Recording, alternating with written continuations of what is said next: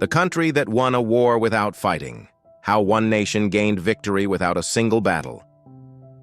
History teaches us that wars are decided on battlefields, by strategy, by weapons, by courage under fire.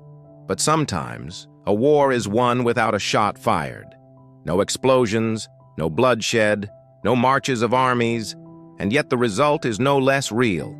This is the story of how a country achieved victory through intelligence, diplomacy, and timing, without ever drawing a sword.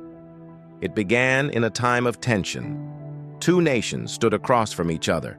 Borders were disputed. Alliances were fragile. The slightest misstep could ignite conflict. Traditionally, one might expect mobilization, battles, sieges. But one nation chose a different path. They used their greatest weapon, information.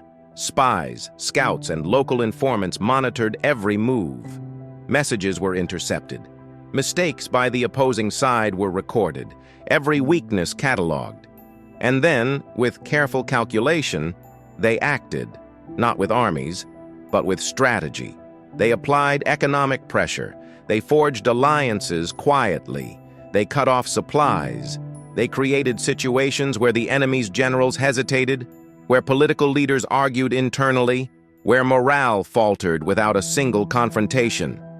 The other nation, convinced of imminent defeat, capitulated before any battle began. Victory was achieved in councils, not on hills. Maps were redrawn in negotiation rooms, not on battlefields. Treaties were signed with pens, not swords. Flags changed hands quietly, almost invisibly. And when the world looked back, many assumed the war had been fought conventionally. Few realized that the entire conflict had been decided by intelligence, diplomacy, and patience. This incident reveals a profound truth about power. Wars are not always won by strength. They are won by perception, by planning, by understanding the enemy better than they understand themselves. The country that achieved this victory gained land influence, reputation, without ever firing a gun. They demonstrated that conflict could be resolved through foresight rather than force. Even today, military academies study this episode.